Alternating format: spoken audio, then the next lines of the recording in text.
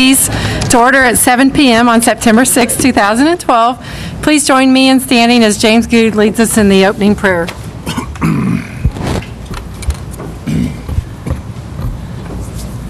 Father, we're so thankful for this wonderful day you blessed us with, but especially for this opportunity this evening that we as a school board and members of our community, we can come here to discuss our public education system. But Father, at this time, especially as the school year begins, we're so thankful for the enthusiasm of all of our educators, their willingness and desire to help all of our students to be successful. We ask, Father, that you will bless all of our educators as they strive to influence the lives of all of our students. Father, we're so thankful always that we have this privilege to be able to discuss the affairs of this school district.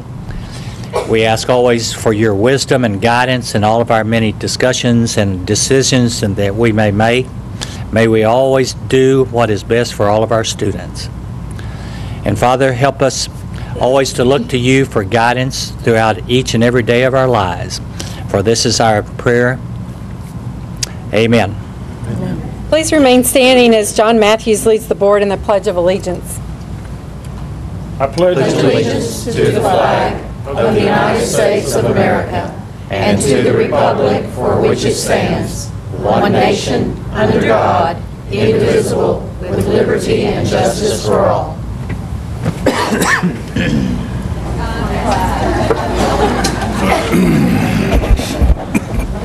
Thank y'all for joining us tonight. As a district, we dedicate all our efforts and resources to the education and preparation of all students. The board uses this mission to guide all deliberations, decisions, and actions. You will get to see all deliberations, decisions, and actions of the board in open session, with the exception of some items which may be discussed in a closed session as stipulated in the Texas Government Code Section 551, commonly known as the Open Meetings Law. These items typically deal with personnel matters, consultation with our attorney, and real estate.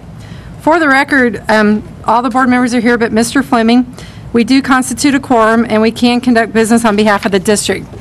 With that, Dr. Burns, we are at item 1A, welcome, and it's turning it over to you. Okay, thank you, Ms. Klein. Welcome. We're glad you're joining us tonight. We know you have lots of places you could be, but we are excited that you're with us here tonight. Our first recognition is our VIP. And I'd like to begin our VIP recognitions tonight with a quote by the famous philosopher, Dr. Seuss. Today you are you, that is truer than true. There is no one alive who is youer than you. VIPs, tonight we are here to celebrate you, our very important professionals. 27 years ago, we started celebrating you and the ones before you, our excellent CFB educators. This is our way of saying thank you for being you, teacher, educator, caregiver, friend, and so much more. You work relentlessly every day to help our students achieve at the highest level. You give selflessly, you care, you work diligently. That's you, and why we are here to celebrate you. Friends and family, please stand when your you is introduced so we can recognize you as well. So Ms. Klein, at this time, would you please join me in the front to honor our VIPs?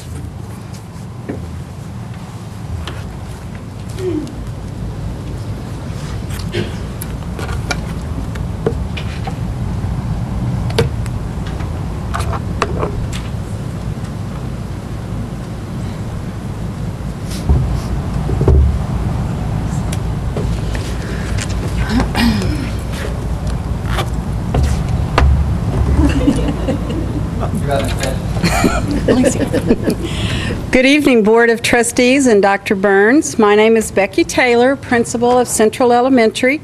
We are here tonight to introduce you to our newest member of the very important profession of teaching, Mrs. Alicia Aguaya.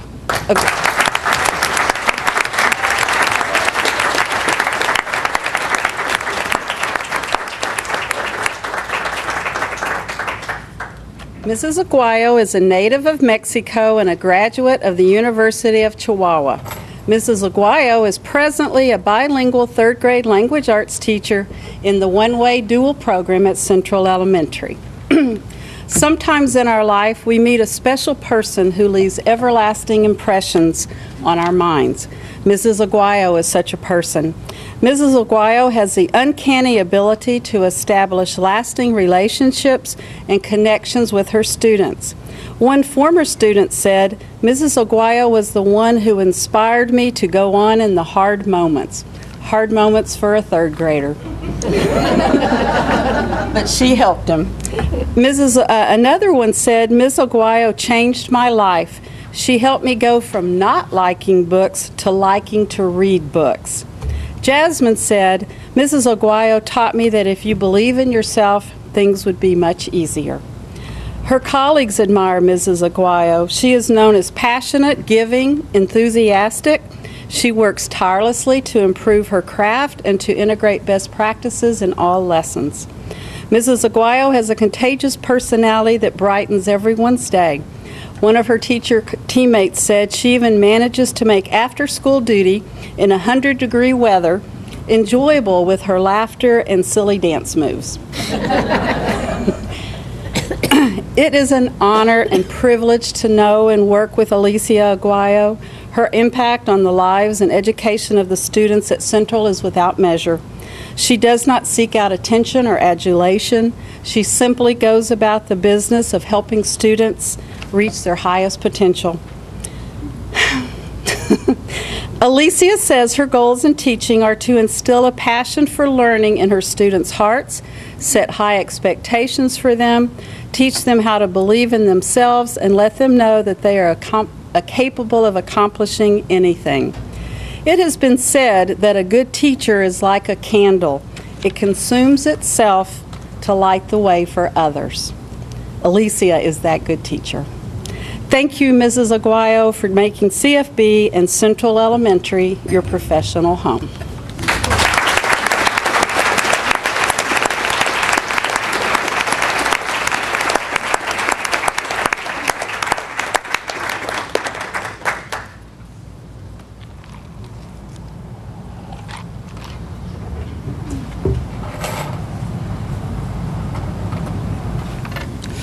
Good evening. My name is Phil Jackson, the principal at Carrollton Elementary School. I am pleased and honored to introduce our newest member in the very important profession of teaching, Leah Rogers.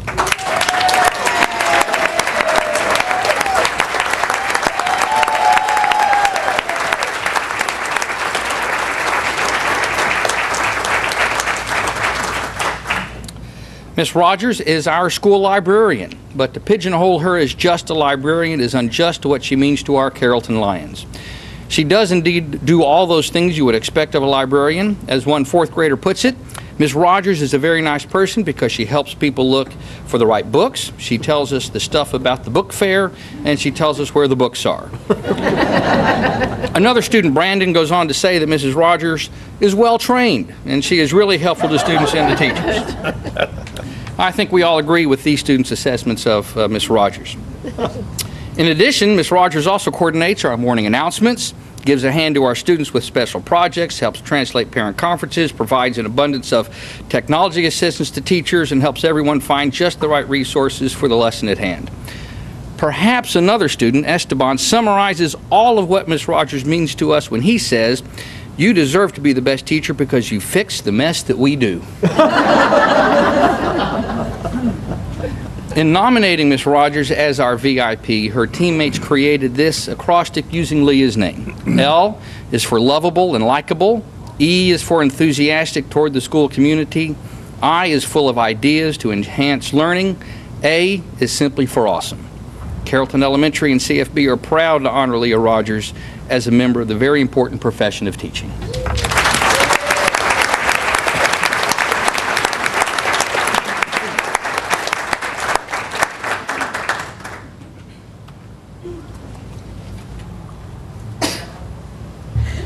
Good evening, Mrs. Klein, Dr. Burns, and members of the board.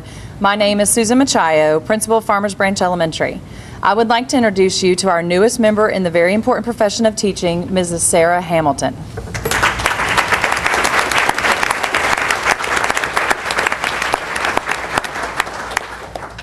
Sarah is in her second year of teaching art. That's right, year 2, and she's already voted VIP. Which you would never know it's her second year by walking into her classroom or seeing the artwork displayed throughout the halls of our school. Sarah began her career last fall, and she has taken our art program to a whole new level. One of her colleagues said it perfectly. Art came alive in her art room last year. Third graders were extremely excited about going to art. I also witnessed the 4th and 5th graders creating murals in our first ever art club at FBE. The first ever art night at FBE was a huge success because Sarah spent hours preparing for the event. The pride on the students' faces as they showed their artwork to their parents was priceless. The sky is the limit when it comes to her imagination and her talent. I vividly remember interviewing Sarah for my art position. As she showed me her portfolio, I found myself thinking, gee, I want to take her art class. And I wasn't the only one who felt this way. So what did Sarah do? She had after-school art classes for our staff. Wow, now that is above and beyond, especially teaching your colleagues. We can be difficult. Sarah's colleagues had the following things to say about her. Sarah deserves this honor for numerous reasons. She has transformed the hallways of FBE into art galleries. You should see the students' faces beam when they see their artwork on display. Mrs. Hamilton's art class has served as an avenue for all students to shine, regardless of their academic status. Some of our FBE Mustangs shared their thoughts with me about Miss Hamilton. Jacob said, "She is the best teacher in the whole world." When I asked him why, he said, "Because she knows most about art." Isaiah responded, "I like it when she let us paint in kindergarten." And Luke said, "Mrs. Hamilton is so kind and pretty awesome. Scratch that, she is totally awesome." I couldn't agree more. Farmers Branch Elementary and CFB are fortunate to have Mrs. Sarah Hamilton as a member of the very important profession of teaching.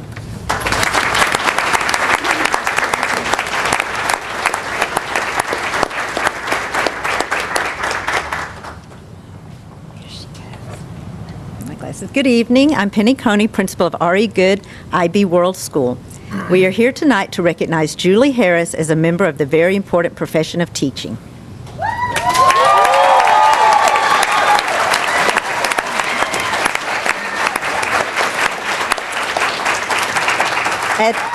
At the end of each school year, I send a survey to teachers asking them about staffing for the following years. There are 4 options for them to check. I'm happy in my grade level. I'd like to move to this grade level. I don't want to move, but if I had to, it would be to. And I'd rather be dipped in hot oil than teach this grade level. By far, kindergarten garners the most "I'd rather be dipped in hot oil."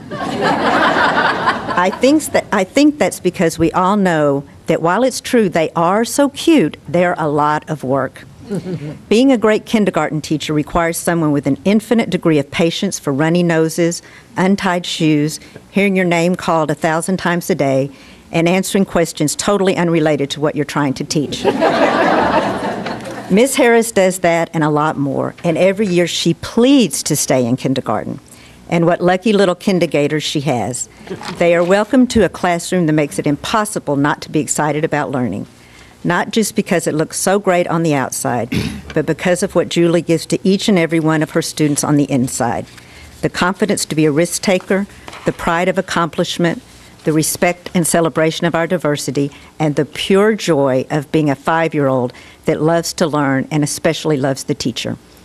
All of us grown-ups have valued Julie's organizational and leadership skills. She's been a huge proponent of our IB program, serves as grade level chair, and regularly writes curriculum for the science department.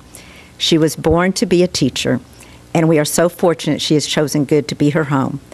And all those teachers, thank you for keeping them out of the hot oil. We are pleased to honor you tonight, Julie.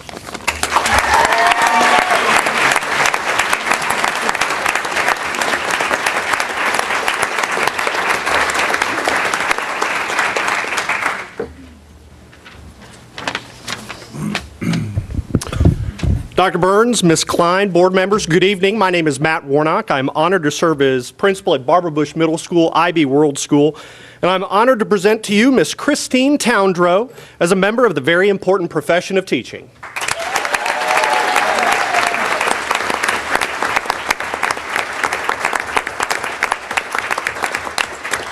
This is Miss Towndrow's 12th year as an educator and her 4th year as a Bush Bronco, serving as our orchestra director. She received her bachelor's degree in music education from Baylor University and continued graduate work at Penn State University. We are fortunate to have 2 Towndrows in the district, as her husband, here with us this evening, Mr. Towndrow, is an assistant director at R.L. Turner High School. No doubt they have endless debates about who has the better principal.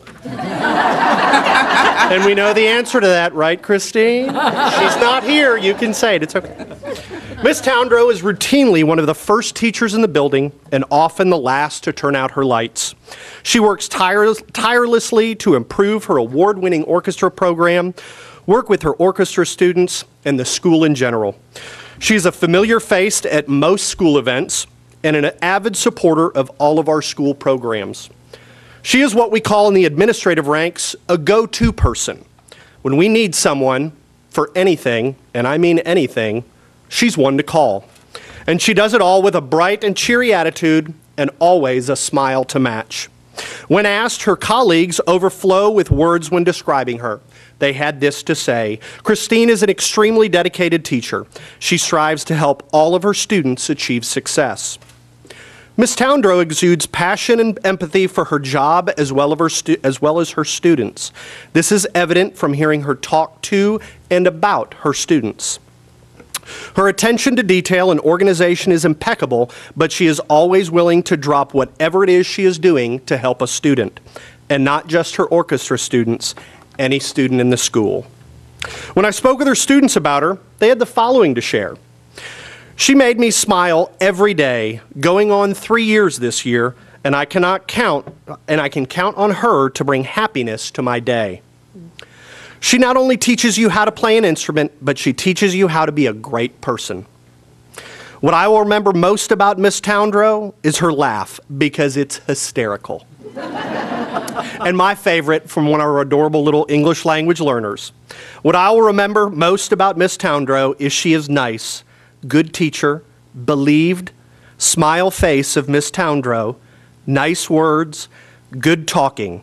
Everything is good. I can't count. It's too many. I love her. Thank you, Mrs. Towndrow, for all that you do and always helping every day be a great day to be a Bronco at Barbara Bush Middle School, where our #1 goal is high achievement for all students. Congratulations on being selected as a member of the very important profession of teaching. Congratulations.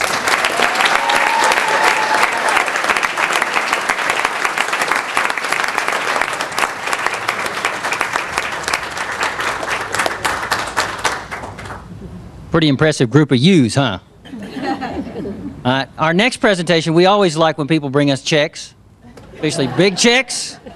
So next, from the Council of PTAs, Sue Avery is here, and she's going to honor us with quite a large donation. And so, Sue, I'm going to let you kind of give a little bit about it, and then Dr. Mayer wants to talk to about the audience about what we're using the money for the donation, from the donation. So.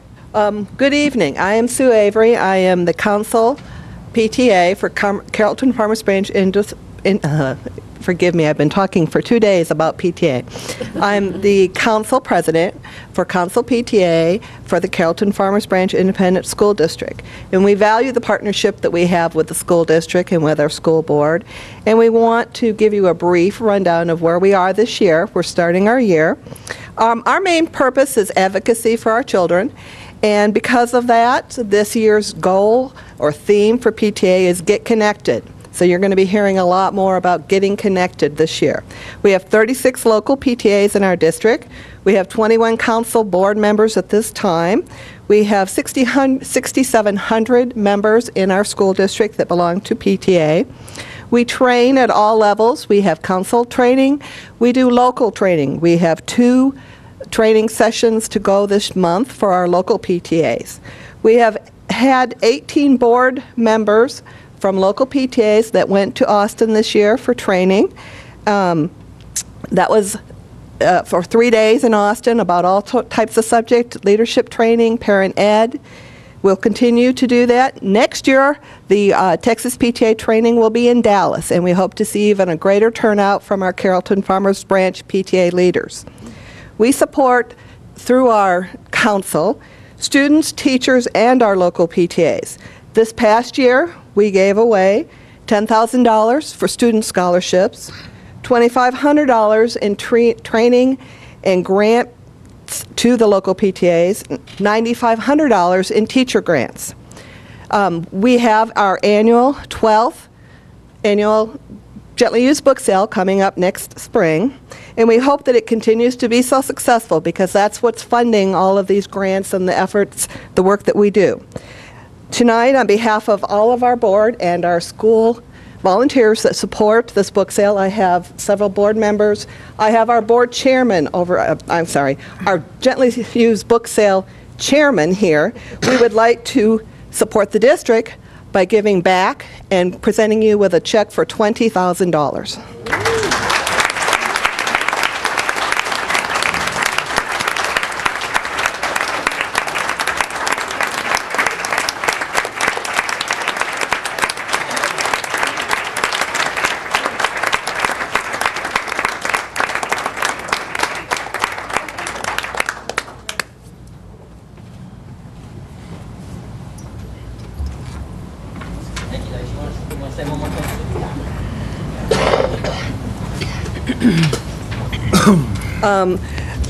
We are here to support your efforts, and we hope that we continue with the close relationship that we have with the district.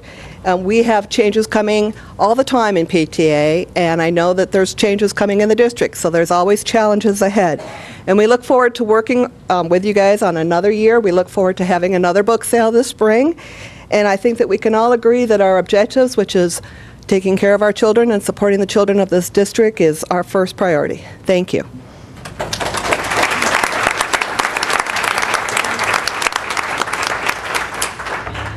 Sometimes people give us money, we don't always tell them what we're spending it on. So tonight we thought we'd share with you how important that donation is to our efforts to IG. So, Dr. Barron? Thank you, Dr. Burns. Well, first of all, I want the PTA Council to know how grateful and thankful we are for those funds, because immediately we knew what we wanted to do with them. We have been expanding our Reader's Workshop, where we are focusing on students reading and self-selecting text and doing a lot of reading, and we are using these funds to help bolster up and support our classroom libraries at middle school and high school. And so they are going to be thrilled to be receiving these books, and we thought it was very appropriate that the funds were earned through selling books, and they are going to turn into books for students in our classrooms. So thank you so very much for this. They'll go to very good use.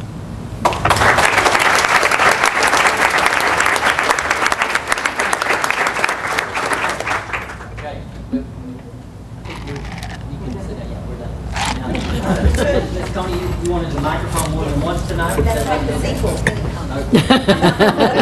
Part 2. Much more interesting this time. We'll start. All right, so you're done. You'll start? Okay. All right. As all of you know, the Good Gators have moved into a beautiful new swamp. The sound of jackhammers, the closed playground are distant memories. We now enter a building full of light, new furniture, super cool technology, and even a gym that still smells good. None of that would have been possible without you, our Board of Trustees. On behalf of the staff, parents, and most importantly, the students of Good, we say thank you. We hope you will enjoy this short video produced by one of our former VIPs, Jonathan Edwards.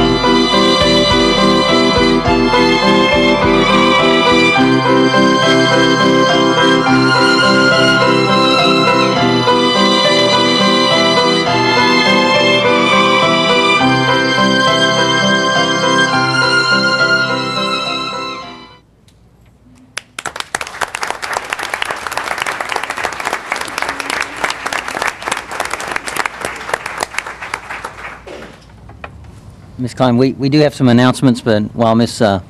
Shelley's pulling that up, we talked earlier in the year as we began this year about Team CFB, and this project here, Good Elementary, is a perfect example of a team coming together to work. From Ms. Coney's staff to our maintenance and facility staff and our work with our contractors, it truly was a team effort, and it's amazing what can be accomplished when a team comes together. And so to all of those people, we thank you for your efforts, and it's a great place, not just a good place, isn't it?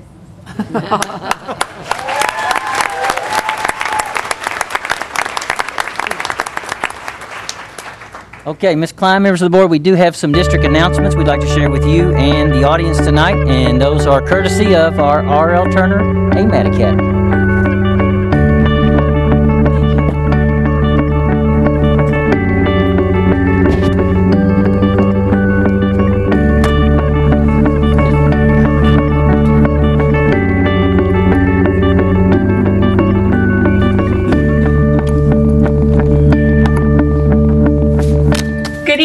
And welcome to another year of board announcements from the students in the AMAT Academy at R.L. Turner High School.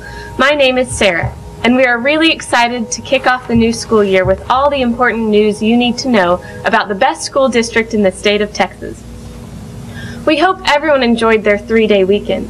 I know I had a blast relaxing after going to a whole week to school. Well, if you didn't find time to relax over Labor Day, students can take advantage of early release day on October 3rd. Sorry, teachers, this will be a staff development day for you. The early release schedule for staff development is as follows. Elementary schools will release at 10:40 a.m. High schools will be at 11:20 a.m. Middle schools all release right at noon. Mary Grimes will be a little bit later at 12:45 p.m. B. Salazar will release in the morning at 10:35 a.m. Pre-K will only take place in the morning, releasing at 10:40 a.m. And sorry, early college students, your school will not be releasing students early that day. You will be on a normal schedule. And speaking of college, Ranch View High School is very excited to be hosting the College Night for high schools of Carrollton-Farmers Branch ISD. It will be held at Ranch View High School in Irving, Texas, on Monday, September 17th from 6 to 7:40 p.m. This is every high schooler's opportunity to check out a ton of great colleges and get information about everything from admissions to financial aid. Don't miss this great opportunity. Fall athletics is starting up at all high schools and middle schools. Volleyball has been competing for quite some time, and the Trojans of Newman Smith already have a win as they battled and defeated McKinney North last Thursday to kick off the season at Standridge Stadium. If you know an athlete or have them in class or at home, Make sure to congratulate them on all their hard work they have already put into the start of the 2012-2013 season. I just love the start of the new season. There are so many great athletes and students in CFB. I just really love being a part of this district. Do you share that same kind of love? Become a community ambassador for CFB. Training will be September 11th, October 30th, and December 4th from 11 a.m. to 1 p.m. at TLC. Lunch will be provided. For more information, call 972-968-6186. That's all for tonight's announcements. Our distinguished board members have a work study session on Thursday, September 20th at 6:30 p.m. and the next regular board meeting will be held on Thursday, October 4th at 7 p.m. Both meetings are in the administration building at 1445 North Perry Road in Carrollton. Have a great rest of the night. Good night. Yeah, she deserves a clap. Absolutely. Ms. Klein, members of the board, that concludes our recognitions and our announcements. Thank you, Dr. Burns. We really hope that your year is kicked off well, and like her comment about the long work week last week or this week or whatever. But I appreciate Miss Coney's video about Good Elementary because it's neat to see it with the kids in it and see how well it's done and that y'all all survived last year. And I'd like to thank our schools that brought your VIPs and introduced them to us. That's really one of my favorite parts. I enjoy hearing about what each one of you brings to strengthen our school district and seeing the support from your staff who appreciates what y'all are doing. And then PTA, y'all have a special place in my heart, but I especially love the book sale. And I, for the first time ever, was there when the doors opened, and I was amazed at the predators lined up outside. And the fact that they had to limit the amount that could come in and the people that waited and waited with their bags and shopping carts to come in, and particularly Miss Watton's former teacher crowd that goes in, and how many books do they buy? A lot. They pick up some of the best books, but that is one of the benefits of the book sale, is not just raising money, but I think they take them and donate them to the schools. So it's really a recycle book sale. So I really appreciate the effort and the people I see year after year that give countless hours. So with that, Dr. Burns, we could take a break if you'd like, or we could go on to the superintendent's report. What would your pleasure be? Well, the risk of all these people looking at me like they need a break, So, I think we will give them a break, and then, but we invite you to return because we do have a great presentation tonight on early literacy, in our elementary grades, and you will be quite impressed with what's going on in our early literacy. So we'll give them a break, but let's invite them back. But before we go to the break, I'd like to remind everybody that we have a board item for audience for guests, item 3A, that is coming up after 2A, which is Dr. Burns' presentation. And so if there is anyone here that would like to speak to audience for guests, Ms. Sharon Scrivener over here has the forms are outside the door, and if you fill it out, you turn it into Ms. Scrivener, and she lets us know that we do have people that would like to address the board. So in the meantime, we'll take a 10-minute break, and it's 7:33, and we'll be back at 7:43. Thank you. That went faster than I thought it would.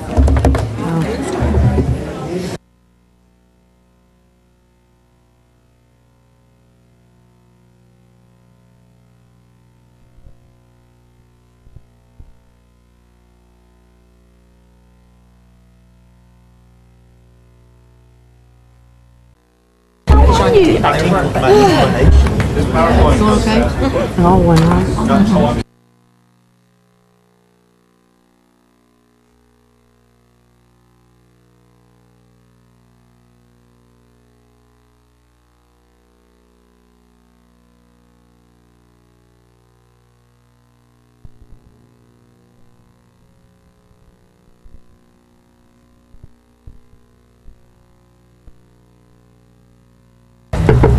At this time, at 7:43, we'll call the board meeting back together, and we'll go to item 2, report by superintendent. 2A, presentation on student achievement, elementary language arts. Dr. Burns? Yeah, thank you, Ms. Klein. Members of the board, as you know, each board meeting we focus on an element of our instructional program.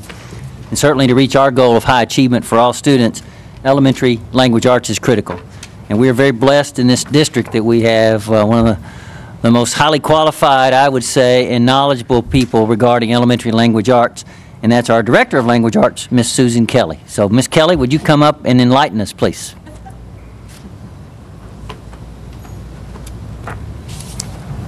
Good evening.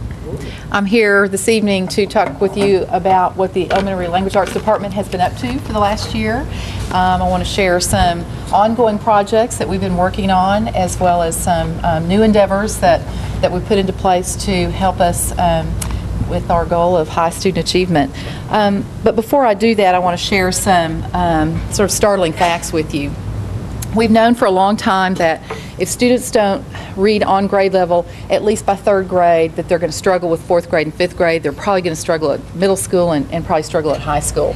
And that's been sort of a practical understanding. But recently, there was a study released that was funded by the Annie E. Casey Foundation that definitively links third grade reading scores with high school graduation.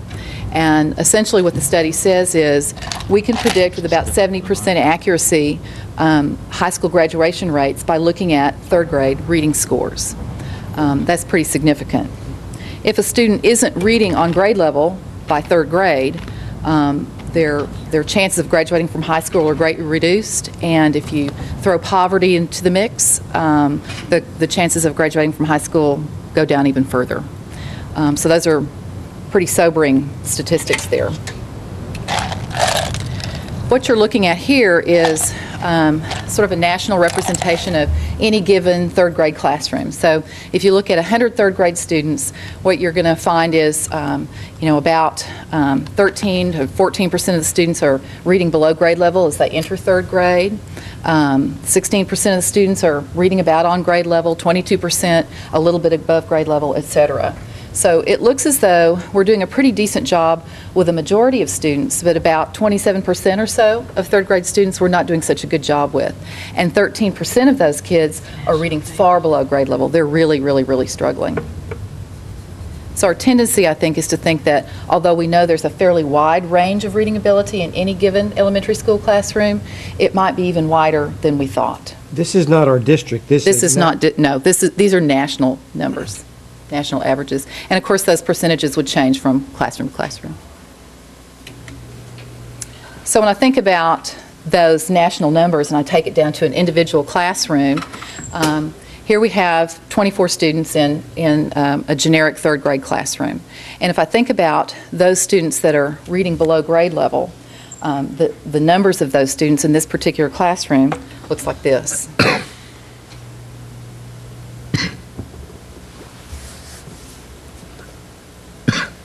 So it's those 6 students in this generic third grade classroom that are going to struggle with reading, that have a high probability of not graduating from high school. And we all know what happens with kids when they don't graduate from high school.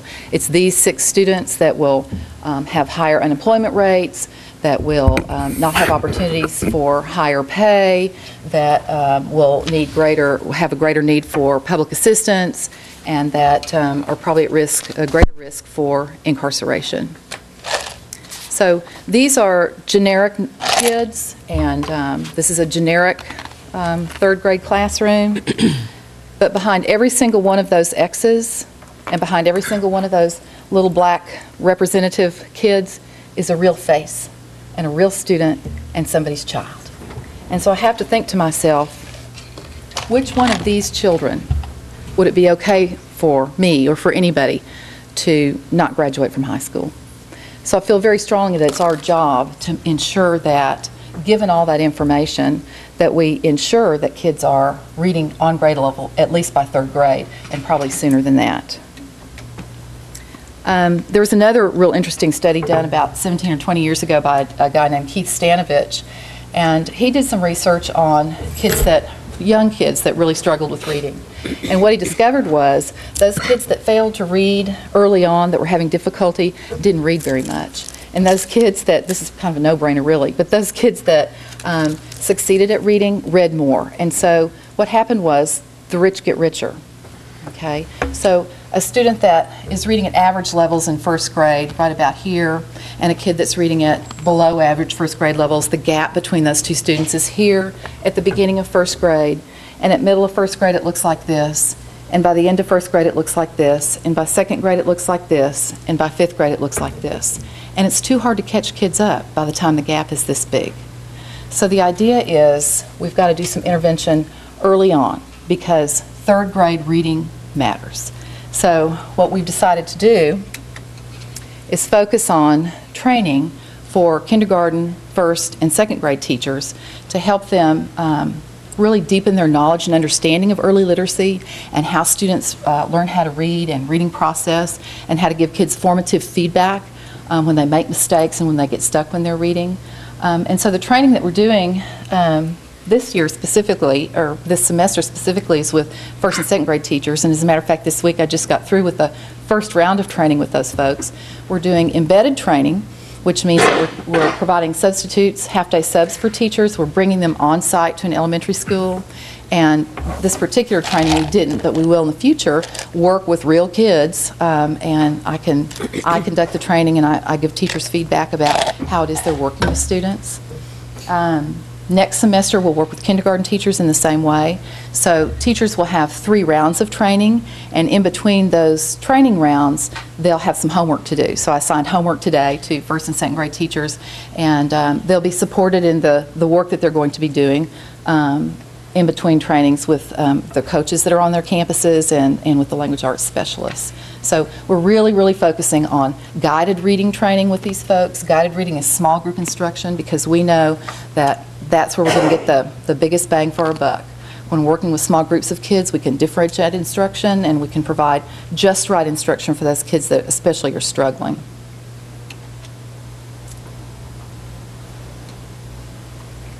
What I want to show you is a little video of what a guided reading group looks like. It's a very short video, but this is a kind of work that, real important work that teachers of young children do. Good, good. Well, we have a new book for you to read today. Okay? I think you might like it. It's called Little Duckling is Lost. Never heard of it. Never heard of it? Well, let's take a picture walk and see. This book is going to be about a duckling who gets lost and can't find his mother. I've seen the book. You've seen this book before? All right, that's good. That's because we're going to look at the pictures because that's what good readers do, right? So here's little duckling and he's looking for his mother. He turns around. Turns around and sees a puppy, but a puppy's not his mother, right? Then he sees a calf. Right, that's a baby cow, calf. That's not his mother. Horse. A horse, and it's a baby horse. He's called a foal, but that's not his mother. We have a lamb, right, a lamb. Kind of looks like a sheep. It's a baby sheep. And this is a piglet, but that's not his mother. No, never. Never. Ever. And now we a goat, and a baby goat's called a kid. But that's not his mother. So he's looking. He's lost. He's too. Oh boy. And then he finds it. Oh my goodness. Oh, I see you looking already. Here is his mother. Oh boy, we can't wait to read this one. You ready? All right. Here we go. Whenever you're ready, go ahead and start reading it on your own. That's Janet Velutato, one of our language arts coaches working with a little group of kids there. So that's essentially what a guided reading lesson looks like, and it looks easy, but it requires a very refined teaching and a teacher that really knows what they're looking at in terms of student reading behavior. So what we're trying to do with our guided reading training is really support teachers in their efforts to learn more about early literacy. A second piece that we've been up to in elementary language arts is our curriculum. We spent last year rewriting our curriculum, and we're glad that we're done. And we have you to thank, actually, because you allowed us to purchase curriculum materials that we based our curriculum off of, and we actually used materials that were existing already in the district and made sure that everybody had those materials. So what you're looking at are a couple of the pieces of curriculum that we use to develop our lessons, and the comprehension toolkit there is on the left-hand side, and Lucy Calkins' units of study for teaching reading are on the right-hand side there. So what we've done is revised curriculum, and teachers have grade level meetings periodically to deepen their understanding and discuss the lessons and the standards that they're supposed to teach in a unit of study, and they talk about what students need to know and be able to do by the end of a unit of study. And those curriculum meetings are facilitated by language arts specialists, and those happen periodically all year long. In addition, we put into place, as you know, coaches last year, language arts coaches, and this is our second year to have language arts coaches in place, and we've changed things up a little bit this year. Rather than just coaching individual teachers, although language arts coaches do coach individual teachers, they coach a team of teachers, and since we're focusing really hard this year on scaffolding the understanding and learning of K-1 and 2 teachers, they're taking a team of either first or second grade teachers or next semester kindergarten teachers and working with a whole team. And that way what we're trying to do is build capacity with a whole group of folks, and the idea is they'll eventually start coaching each other. So it's kind of, sort of like the one-room schoolhouse. We're sort of spreading our knowledge and rather than focusing with just one person, with a whole team and building capacity that way. I'm going to show you a real quick video of one of our coaches working with an elementary teacher. The coaches do all kinds of different coaching. Here, this coach is debriefing with a teacher after a lesson that she's observed, and so they're talking about the lesson.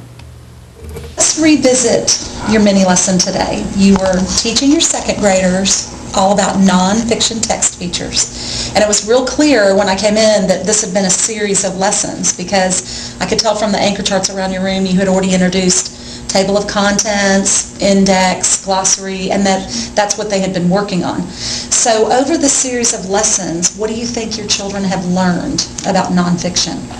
Well, I think just like I told them, they've become experts on nonfiction texts, especially nonfiction features that have helped them to really locate things in a nonfiction book and understand nonfiction features and how they work and how they're helping them to learn new factual information. Okay, so do you feel like the delivery of your lesson and implementing all these features in your classroom are going to continue, or do you feel like they've mastered it? No, I feel like we'll always come back and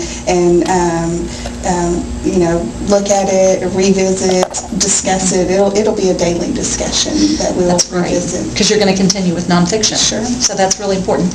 How do you feel about the length of your lesson today? I think it was a little long. It was a little bit longer than usual, but we had such great conversations going on that it was hard to stop that. But I think that it could have been a little bit shorter, a little bit more focused on that nonfiction. But I think we had some great conversations. You did have some great conversations. All right, so that's Carolyn McKeefer, again, one of our language arts coaches. So that's one way that coaches are working with teachers. Finally, I want to say that I think that our stress and our emphasis on volume reading is really important for student achievement. We've noticed, I think librarians have noticed more book checkouts. What librarians are reporting are, little kids standing in line waiting to go back to their classroom talking about, I read this book and you ought to check this book out. So a general more enthusiasm about reading. What we know about volume reading, of course, is the more you read, the better you get. So I think that emphasis will continue with that this year, and helping teachers train children to keep track of the books that they read. So we ask them to keep track of not only the titles of the books that they read, but the number of pages that they read and the amount of time that they read every day. And teachers are aware of, if you're a second grade student and you're reading 100 words a minute, about how many words you ought to be reading every single day. And we're setting goals for kids and helping kids set their own goals. And I'm doing this because children are reading not only at school, but taking books home, and they're expected to read at home and then come back. And I just want to end my presentation today with a fourth grader, and she's going to talk to you a little bit about her reading. She's a new fourth grader. Hi, my name is Madison, and I am at River Chase Elementary, and I love to read, and I'm in 4th grade, and I love to read.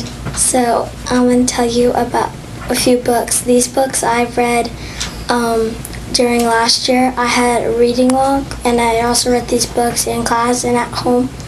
My favorite book is the space one. I like this book the best because I like space and I like learning about all the planets, about how many moons they have, and like everything about them. I want to know like how far they are from the sun, and this book really explains it. It tells you like in a fun way, and also it is a really good book. I'm hoping to read more books because I want to like remember like I read a lot of books when I'm older. I want to like read a lot more books. I want to try to hit 75 books this year, and I'll take some books from home and I'll read it in Reader's Workshop at school, and I'll also when I'm home I'll start reading more, and I will try my best like to try out new series, give them a chance because I never tried them and I may like them, and I also want to read more books in the series I already like. I want to read more of them, and I also want to finish all my like Harry Potter books. I want to try to finish them, and I want to try reading like more books that I really like because maybe I'll learn something new in each one of them.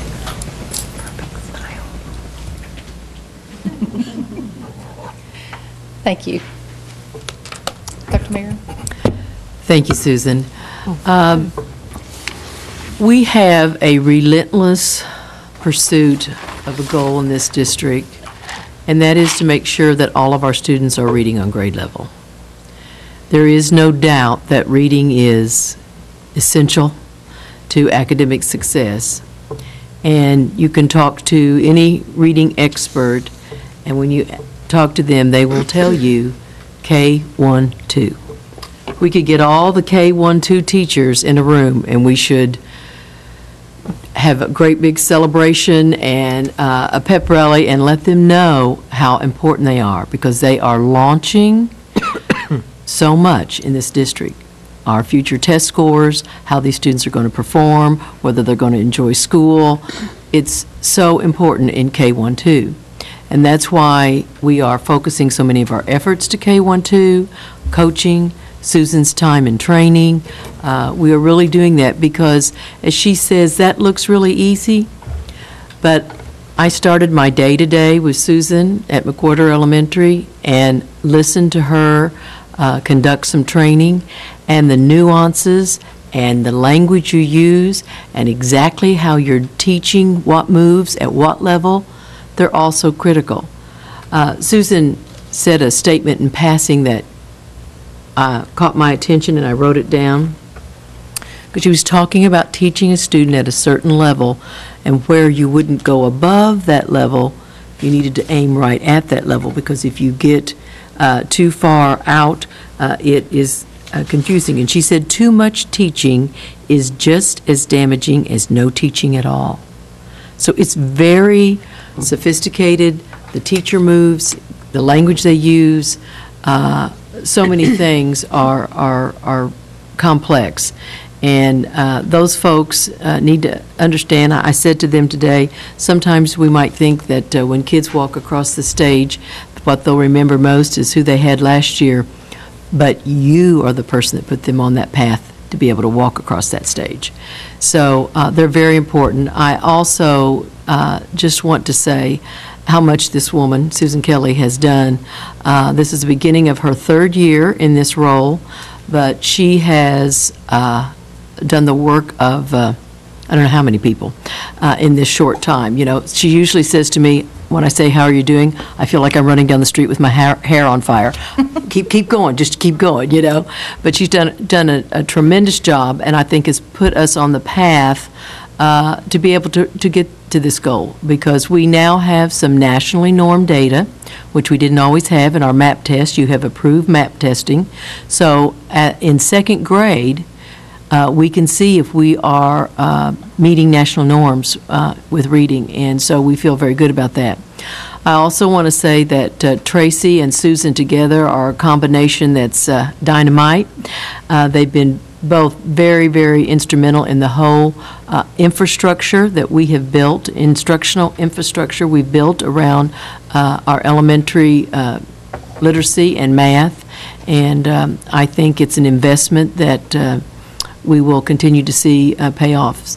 Tracy arranged for a coaching launch today with all the teachers in the district were coaching, and it was very successful, very well attended, and they're very excited. I mean, teachers deserve, and we use that word purposefully with them today, they deserve that kind of support to help them improve their craft, because this is complex work and the stakes are high. Questions for Susan, Tracy, or myself? Ms. Watton. Excuse me. Are we doing anything as far as parent training to continue the reading at home? I know that, excuse me, I know that my daughter has a third grader in the dual language, and one of the things that she's been doing is putting the books on her phone, on my granddaughter's phone, because she, she finds that when she gets home, she's fiddling with her phone and wanting to play games. And so she made a deal with her that she would now have, put the reading for the supplemental reading type things on her phone. But I'm wondering, she's just out there on a limb as a first-time mom, not really knowing how to continue what they're doing at school other than homework is read this book. Mm-hmm. They're not trained in testing for comprehension. Mm-hmm.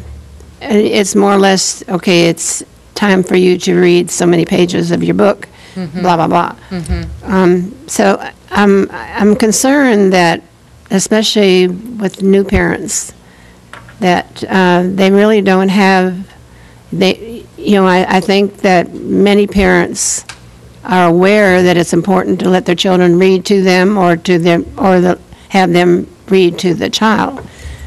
But I'm concerned, and I had this concern when I was teaching also, that parents aren't really aware of how to get information from the child as far as what they're reading. And mm-hmm. To me, reading is non-essential if they don't get something out of the reading, if they're not comprehending what the reading is all about. We don't have anything formal in place, and we should. It's a great idea, because parents don't know the kinds of comprehension conversations to have with their children. So, or how important it is to sit side by side and listen to your child read out loud and have those mm-hmm. conversations, and then how to lift the level of the conversation so that we not only talk about exactly what's happening in a text, but we talk about inferential information, what's beyond the text. Well, my daughter is an older mom, and so she's asked me questions about, well, what kinds of things should I be asking Tessa when she's reading to me? Mm-hmm. And so I've asked her to, check her if she knows main idea and the mm-hmm. gist of the story, and, all of the questions that we used to ask in guided reading. Mm-hmm. And I'm sure that there's a lot more verbiage out there than even when I was teaching 7 years ago. Mm-hmm. But she asked me, having been a teacher, but most parents would not have that resource. I agree. May I respond to that? Mm-hmm. A lot of the schools have math nights and reading nights at their campuses, and during that time the teachers really do work with the parents on what questions do you ask. I know that at schools that I've seen, they have magnets that they give to the parents with good questions to ask as they're reading books. The most important thing, you can't go wrong if you're sitting down and reading with your student and just enjoying and talking about the book. So we don't care if it's in English, Spanish, Urdu, whatever language, just talking about the book a parent can't do it wrong. And that's the point that we want to get across to them. But many of the campuses, in fact, most of them that I know of, have a reading night and a math night every year to help educate parents. Well, that's good. Mr. Shore? Susan, I don't know whether to be despondent or ecstatic, but I do agree that the stakes are high, because looking at the national statistics that you showed us, 25% of our society is not going to make it. And that places a great burden on the other 75%. So my first question is, how difficult is it to measure whether a student is reading at grade level in grade 3? Well, we use several different measures. So we have a universal assessment called Fountas and Pinnell that measures pretty If I can interrupt you. Yes. I'm not really concerned with what tools or mechanism are used, but merely how difficult is it to measure whether students reading at grade level at grade 3? We have tools to measure that. So we have map testing, and that gives us nationally normed information. And we have more than one assessment, because you always want more than one data Well, I guess my question is, can we measure whether each of our students is reading at grade level on grade 3? Yes. Okay. Now, here's why I don't know whether to be ecstatic or despondent. Because we didn't see any statistics regarding how our students are doing. It could be doing magnificent, or it could be we didn't get that data because maybe we don't fare as well nationally as we want to be. And candidly, I believe that if we are on par with the national norm, then in my world we're flunking, because I don't think we can abandon 25% of our students and feel good about ourselves. And so, listen, I know that you have plenty on your plate, but I think for this board to continue to do its job, it's important for us to know how our third graders are doing at reading, because I do believe those first statistics, that if they're not reading at grade level at grade 3, then you have a pretty good idea where they're headed, and it's not a positive direction. And if we need to do something to bolster this program, we'd need to know that the data is such that we need to do so. And so I'd be curious to know how our students are doing. And I'll just tell you my cynical point of view. My cynical point of view is, when I don't get some information that I would expect to receive, I think it's because it's not positive news. I want to be wrong in that, but that's my cynical nature. Yes, I will get you that information, absolutely. We do have it, and I don't know how it aligns exactly with the national norms. I do know that our quest to get everyone reading on grade levels because everyone isn't reading on grade level. And so that is something that we are working on. If we can be at 23 out of 24, that's probably pretty darn good. But 75% is not something we should be tolerating. At least not tolerating in the sense of we need to be striving to do that which would improve that. Absolutely. And Mr. Shore, that's where we're putting our efforts. That's why all this coaching is going to go at K-12. That's why Susan's training at K-12. It's why we are putting our energies. It's why you approved the materials last year, because we realize we're doing that. And I will say to you, yes, we have instruments that I think we can get you that information now. But we also have to realize that we get different assessment data that tells a different assessment story. For example, for years, the TAKS test, we have gotten third grade reading scores of TAKS tests. And you could look at the TAKS test for the students that met standard or were commended, and it would look very high. But what we came to realize is that is a very inflated score because the tax test at third grade in Texas is not really on the third grade level. Not if it's nationally ranked. It's on a lower level. So that is why we've pursued finding another instrument that would tell us the real story, if you will. That's one of the reasons why I asked the question of how difficult is it to measure. You have plenty on your plate, but if we're not able to measure, then what the heck are we talking about? Right. And let me make a wonderfully politically correct statement now. If we need to do more, to spend more resources on this particular area, there's one board member who would certainly entertain, sorry coaches, decreasing the funding for Texas football, because I suggest that this is way more important than Texas football. And I probably suggest just said there's goodbye to nothing being more important than what we're doing with teaching kids to read. I would suggest there's nothing more important than that. I think this is of critical importance. It is. Yeah, Mr. Shore, if I could add to that, and for the board members, that's why we brought it to you. That's why we have restructured and created that infrastructure that you heard Dr. Mayer talk about. It is going to come to a resource decision, and we're prepared to make good recommendations about how we spend those resources, and we believe this is critically important, and it is probably fundamentally the most important to get them across that graduation threshold when they become seniors. So we're committed to doing that, and there are different times of the year where kids are reading on different grade levels, but at the end of third, our commitment is we want them all. 24 out of 25 is good, but we want all, 100%. Yes, but 75% is.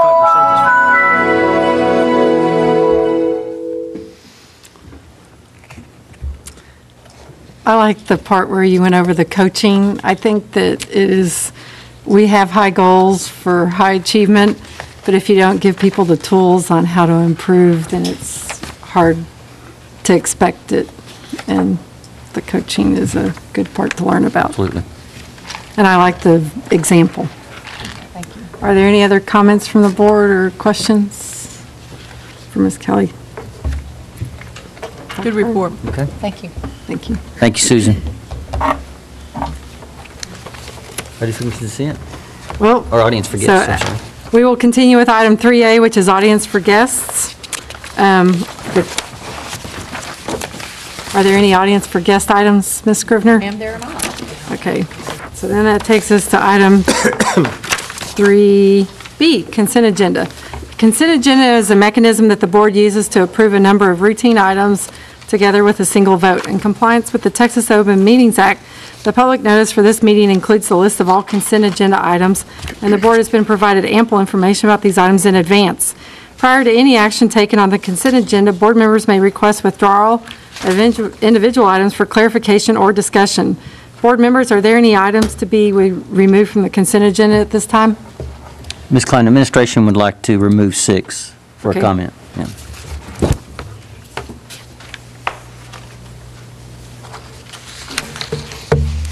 Ms. Klein? Yes, Ms. Chaffin? I'd like to recommend that we approve the consent agenda as amended by the pulling of item 6. Thank you. Mr. Shore? I'll go on a limb and second that. Thank you. We have a motion by Ms. Chaffin, a second by Mr. Shore. All board members are in favor of approving the consent agenda minus item number 6? All those opposed? That is unanimous. So, Dr. Burns, number 6? Yes, Ms. Klein, members of the board, I would like to make a comment regarding 6. Obviously, you saw that was the student code of conduct. We started school a week and a half ago, almost 2 weeks tomorrow, and it's certainly our goal always to bring you things in a timely manner. So in the future, we will bring you that code of conduct much sooner in advance. We know sometimes we are bound by legislative changes. Next year is a legislative year. However, to service our campuses better and to certainly improve the process, we will bring you that code of conduct much earlier. But we do request that you approve it at this time. So,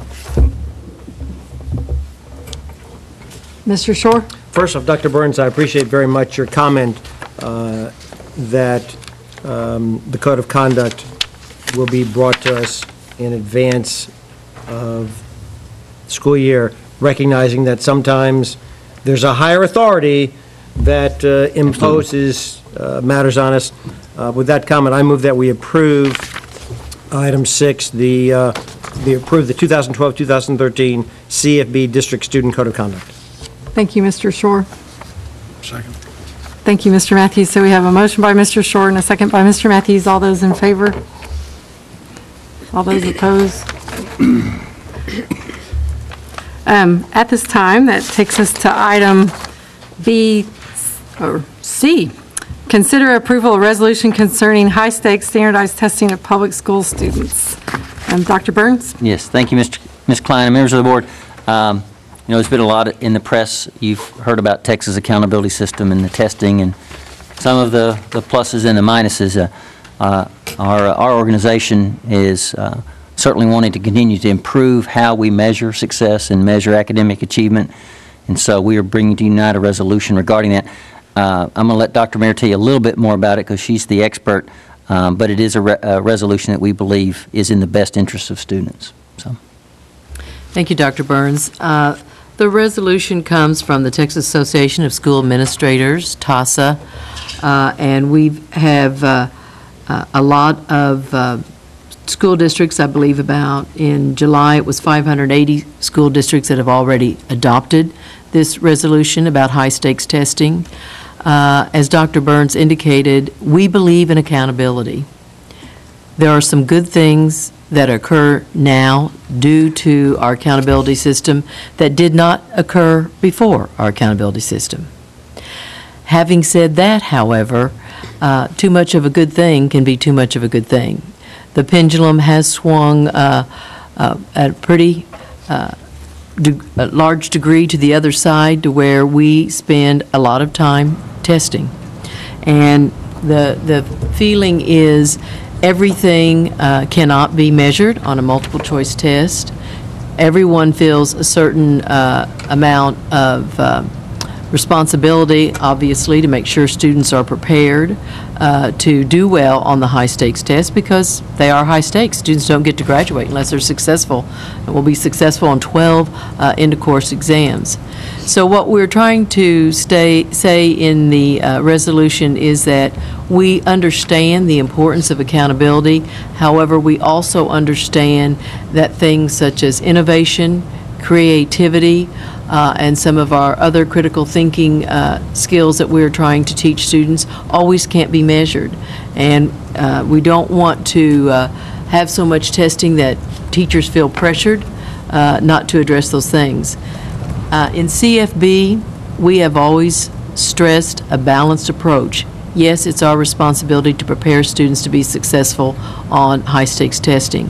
However, we do not believe in having a narrowing curriculum, skill, kill and drill, and test prep. That we believe high-quality teaching will make sure that the test performance takes care of itself. But we do support the resolution and are recommending that the Board of Trustees adopt the resolution. Board members, is there any discussion? I have a possible suggestion. If you look at paragraph 3, whereas we believe our state's future prosperity relies on a high-quality education system that prepares students, so forth and so on. Should that say a high-quality public education system? Probably so, Ms. Chaffin. This is what... There's a problem. When you start jacking with a form resolution. Yeah, exactly. This is the form that DASA Is that coming from sent us Mr. Shore? to request your endorsement, so to speak, and so there wasn't much room for flexibility in changing it. You weren't giving us much option there. And it is the resolution that 580 school districts thus far have signed. Sorry, none of them saw fit, but okay. Mr. Shore? Suggestion? Well, I think your comments were well taken, Lynn, and perhaps there should be some minor scrivening changes. I don't think they would cotton to that if we did it. So I'd like to make a motion, Ms. Klein. Yes. I move that we approve the resolution. Thank you, Mr. Shore. I second. Thank you, Ms. Watton. All those in favor? All those opposed? Thank you. That does require a signature by all board members, so Ms. Scrivener will get that to you and let you sign it, and then we will get it off to TASA for their purposes as well as the upcoming legislative session. So,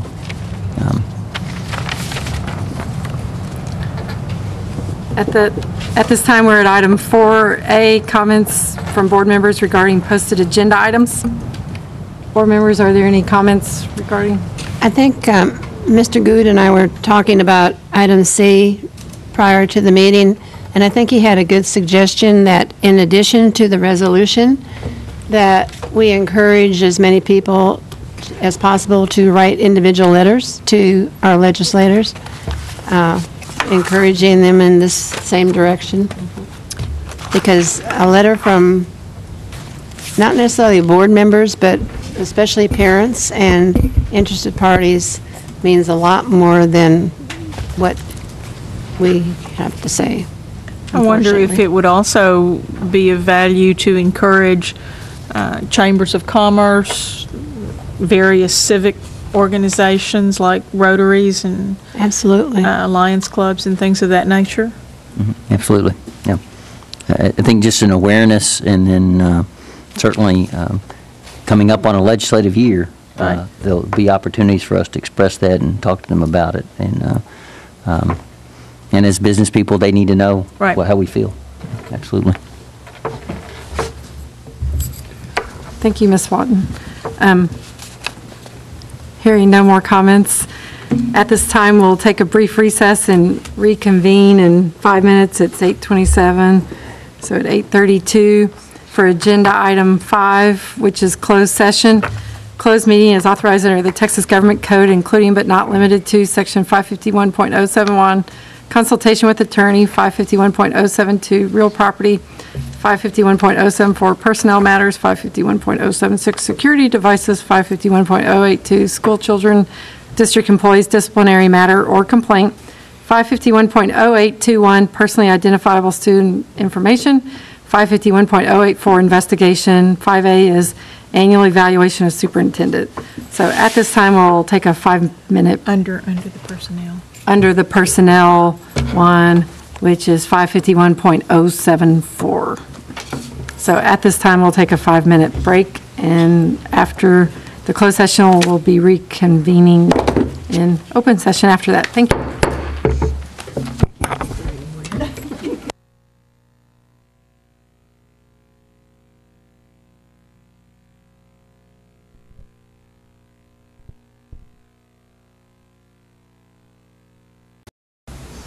You are live.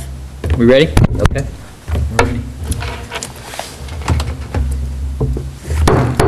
We reconvene this meeting in open session at 9:27 p.m. for agenda item 6, which is reconvene for public meeting to vote on matters considered in closed meeting. Board members, was there anything discussed in the closed session that needs board action? No, ma'am, there was not. Board members, are there? Okay, so hearing none and seeing none, by my determination, we've reached the end of our agenda, and we are adjourned at 9:28 p.m. Very good. Thank y'all. Thank you. Well done.